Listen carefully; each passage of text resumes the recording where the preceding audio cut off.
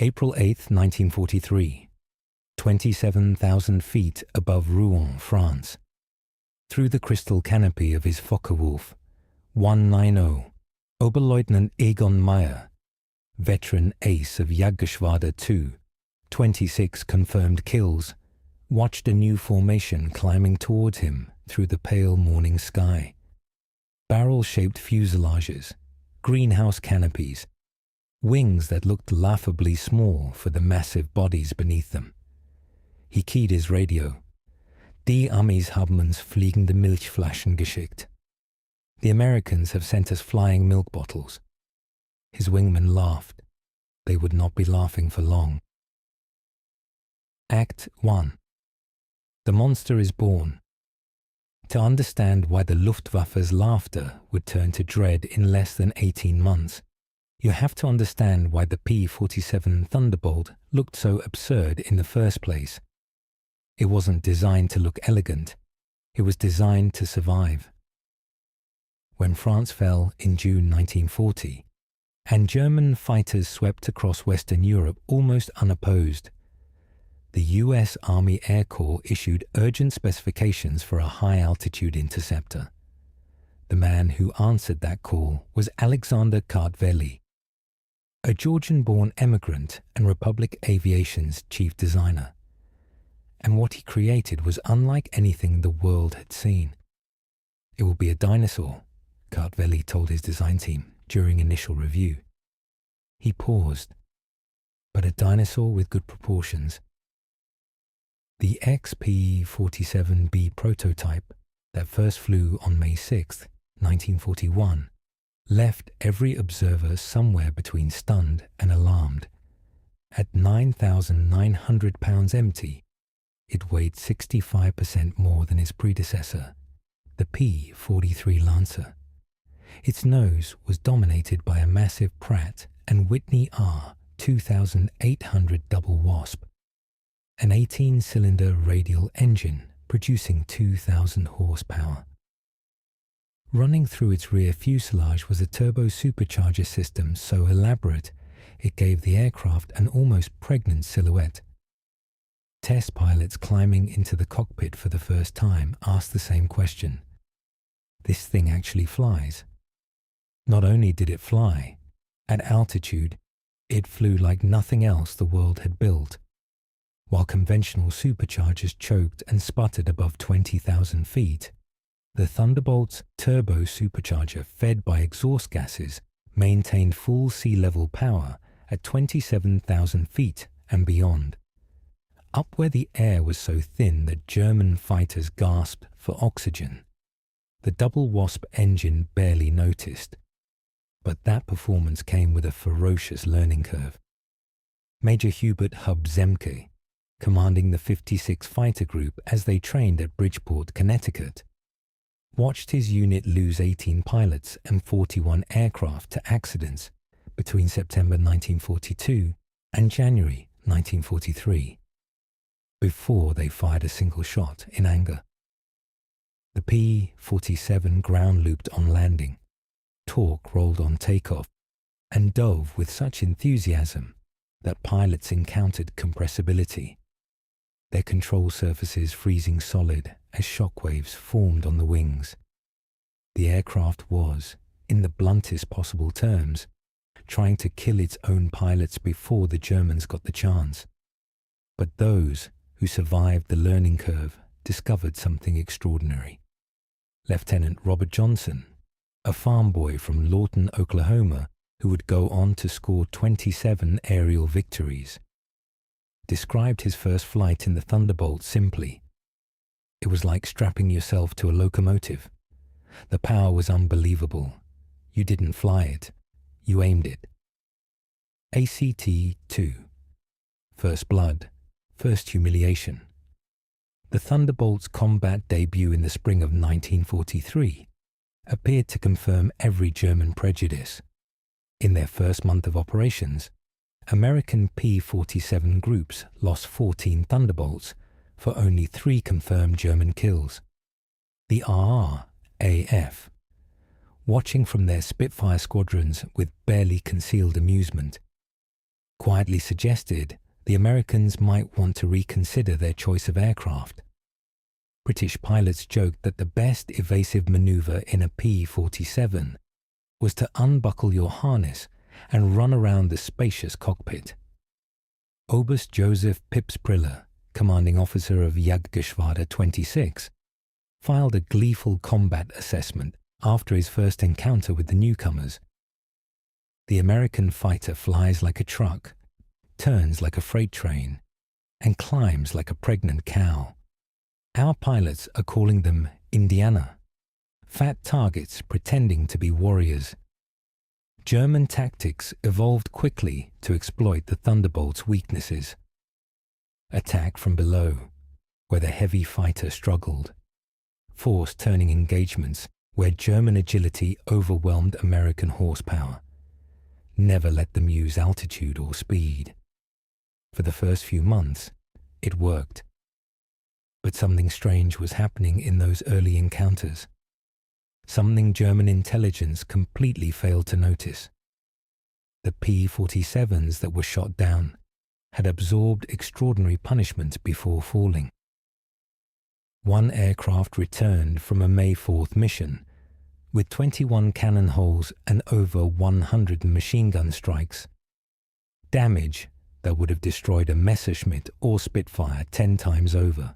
The massive radial engine, lacking the vulnerable liquid cooling systems of German fighters, shrugged off hits that would have stopped any other aircraft cold.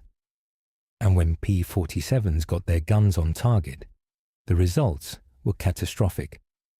Each Thunderbolt carried 8 M2 Browning machine guns, 4 in each wing, loaded with 425 rounds apiece. That's 3,400 rounds total, combined rate of fire approaching 6,000 rounds per minute. At a standard convergence distance of 300 yards, all 8 guns' ballistic paths intersected in a zone roughly 6 feet across. Anything caught in that zone absorbed over 100 half-inch projectiles every second, each traveling at 2,900 feet per second. German aircraft didn't just go down, they disintegrated. But the full implications of this firepower wouldn't become clear until one extraordinary afternoon in June 1943. An encounter that would permanently change how both sides understood the war they were fighting. Act 3, the incident that changed everything. June 26, 1943, over Laon, France.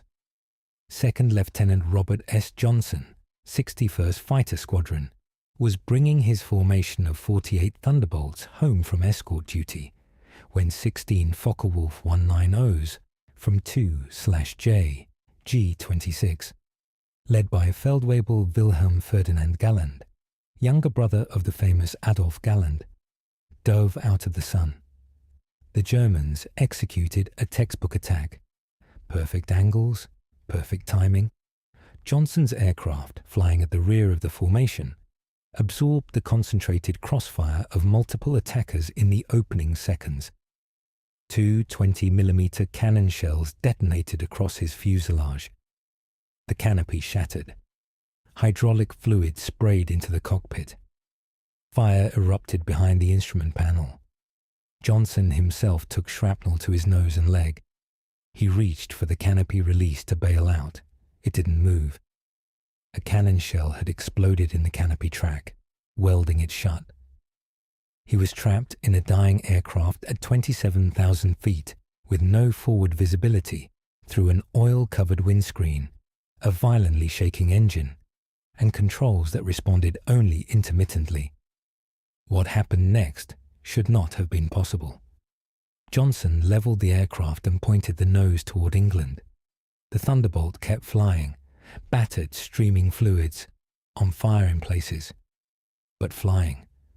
Then a lone Focke-Wulf 190 found him. The German pilot, whose identity has never been conclusively determined from the surviving records, positioned carefully behind Johnson's crippled fighter and opened fire with his full armament. 2 20mm cannon and 2 13mm machine guns. Johnson couldn't evade. He pressed himself against the armor plate behind his seat and prayed. The Focke-Wulf exhausted its cannon ammunition. The Thunderbolt kept flying. The German repositioned and emptied his machine guns into the wreck. The Thunderbolt kept flying.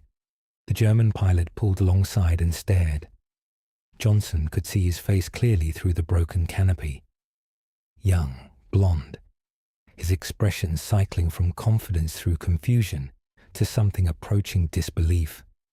After a long moment, the German shook his head slowly, offered an informal salute and peeled away.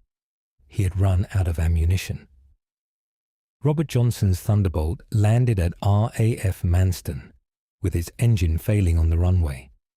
The crew chief stopped counting bullet holes at 200. 3 of the 4 main longerons, the structural backbone of the fuselage, had been shot through. The engine had taken direct hits. Control cables were partially severed. Yet the aircraft had flown home. The shockwaves spread through both air forces. American engineers studying the wreckage realized they had underestimated their own creation. German intelligence initially refused to believe the combat reports.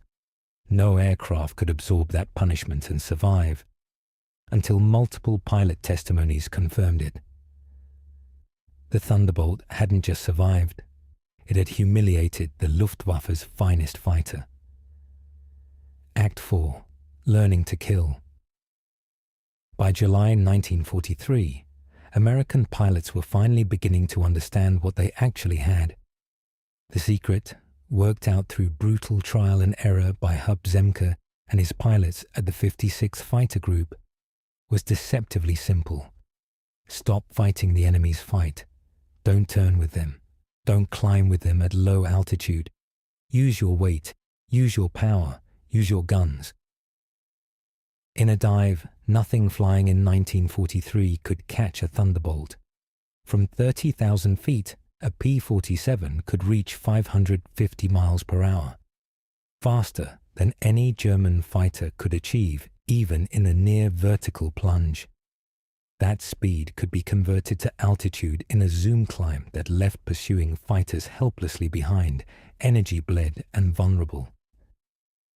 Captain Walker Bud Mahurin formalized what became known as boom and zoom, though the pilots who flew it had a more colorful name. Thunderbolt formations would climb to 30,000 feet, higher than German fighters could effectively operate. When Luftwaffe aircraft appeared below, the Americans would roll inverted and dive, reaching speeds that made deflection shooting almost impossible for defending Germans. At the bottom of those dives, 8 Browning machine guns would open up. German pilots who survived described it as facing a wall of lead. The August 17, 1943 double raid on Schweinfurt and Regensburg, the deepest Allied penetration into Germany to that point, demonstrated what the new tactics could achieve. Major David Schilling led 4 Thunderbolts against a formation of Messerschmitt B F-110 destroyer aircraft positioning to attack B-17S with heavy cannon and rockets. Unteroffizier Heinrich Roth, a 110-gunner who survived, described it in post-mission interrogation. The Americans came down like hammers from heaven. I opened fire at 800 meters. Good hits. I watched them strike the wing. The P-47 didn't even wobble. Then he fired. The aircraft in front of us simply came apart. Not shot down, destroyed. Wings separated from the fuselage, tail severed, the crew compartment shredded. In 2 seconds, a 110 became nothing. 8 Bf-110s were destroyed in under 60 seconds. Lieutenant Colonel Francis Gaby Gabreski, who would become the top American ace in Europe with 28 victories, described the effect matter-of-factly. When you hit them with all 8 guns, they don't just go down, they explode. I watched a 109 get cut literally in half, the tail falling one way, the nose and wings another. The pilot never knew what hit him. Act 5, the high ground. By September 1943, the Luftwaffe was discovering a third dimension to the Thunderbolt problem: altitude. The turbo-supercharged double Wasp engine maintained its rated power output at 30,000 feet. German fighters using single-stage or two-stage mechanical superchargers saw their performance degrade sharply above 25,000 feet.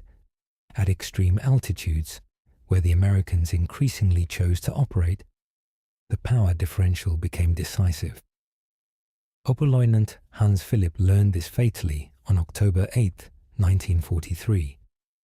One of Germany's most accomplished aces with 206 victories across both the Eastern and Western fronts, Philipp was leading Jagdgeschwader 1 against a B-17 formation at 28,000 feet over Bremen, when his Focke-Wulf 190A6 began wallowing, sluggish and unresponsive in the thin air, its BMW 801 engine gasping nearly 6 miles above the earth. When P-47s of the 56th Fighter Group dove from 32,000 feet onto his formation, the German fighters were, as the phrase goes, sitting ducks. Robert Johnson, now an experienced combat veteran accumulating victories, spotted Philipp's distinctive aircraft with its elaborate nose art and positioned carefully. His combat report was 4 sentences. Open fire at 300 yards, 30-degree deflection. Observe strikes along entire fuselage. Enemy aircraft exploded. No parachute observed. Philipp's death sent shockwaves through the Luftwaffe High Command. If a man who had survived over 500 combat missions on both fronts couldn't survive against Thunderbolts, the question was unavoidable. What chance did ordinary pilots have? The answer, delivered in a sobering intelligence report to Reichsmarshal Hermann Göring in November 1943, was very little. In March 1945, Joseph Pips Priller, the same man who had mocked the P-47 as a pregnant cow 2 years earlier, gave a statement to German propaganda officials seeking material to boost civilian morale. They never published it. The Thunderbolt is the best fighter bomber ever built. Its firepower is unprecedented. Weapons that never jam, never overheat, never run out of ammunition in normal combat. It carries bombs like a medium bomber, fires rockets like artillery, and fights like a fighter when needed. But beyond the machine is what it represents: unlimited American production. They lose 10, they build 20. We lose 1, it is gone forever. Their pilots arrive better trained than our instructors. They have fuel for training, ammunition for practice, spare parts for everything. We have nothing but courage, and courage without resources is only delayed defeat. We laughed at them in 1943. We are not laughing now. When you hear those guns, you know death has come calling. The sound haunts us, mechanical, precise, unstoppable. They didn't beat us through better tactics or braver pilots. They buried us under an avalanche of steel and lead. Closing, the verdict of history. In 1985, at a reunion of German and American fighter pilots in Phoenix, Arizona, General der Jagdflieger Adolf Galland, former head of the Luftwaffe fighter arm, was asked about the P-47. His response was recorded on video. "We made a terrible mistake in 1943. We saw this big, heavy fighter and laughed. The Americans don't understand air combat, we said. They built a bomber and called it a fighter. We were the ones who didn't understand. The Americans didn't try to build a European fighter. They built an American one, designed around production, firepower, and survivability. They understood that in a war of attrition, the plane that could absorb punishment and deliver overwhelming firepower would win. They were right. Those guns, we called them Roosevelt's piano because of the sound they made. Once you heard that sound, you never forgot it. Many of my friends heard it for the last time. The final statistics of P-47 operations in Europe read like something a novelist would have been embarrassed to invent. 3,752 German aircraft destroyed in aerial combat, 3,315 aircraft destroyed on the ground, 9,000 locomotives, destroyed 6,000 armoured vehicles, destroyed 68,000 trucks, destroyed 86,000 railway cars destroyed. The Thunderbolt entered combat as an object of mockery. It ended the war as the instrument of an army's annihilation. The German intelligence assessment file on the P-47, updated continuously throughout the war and captured in 1945, tells the entire story in 4 entries. April 1943. Large, unmaneuverable, inferior to German types in all performance parameters except dive speed, machine gun armament insufficient. Assessment, minimal threat. December 1943. Exceptional high altitude performance, extreme structural strength, firepower increasingly problematic. Assessment, significant threat above 25,000 feet, June 1944. Dominant fighter bomber, superior to all German types above 20,000 feet. Structural strength makes shoot-down extremely difficult. Assessment, critical threat at all altitudes. March 1945. Best fighter bomber of the war. Combination of firepower, durability, and performance unmatched. Pilot quality exceptional. Assessment, unsurvivable in direct engagement. In 1943, they called it a flying milk bottle. By 1945, there were no German pilots left to call it anything. The Thunder had spoken.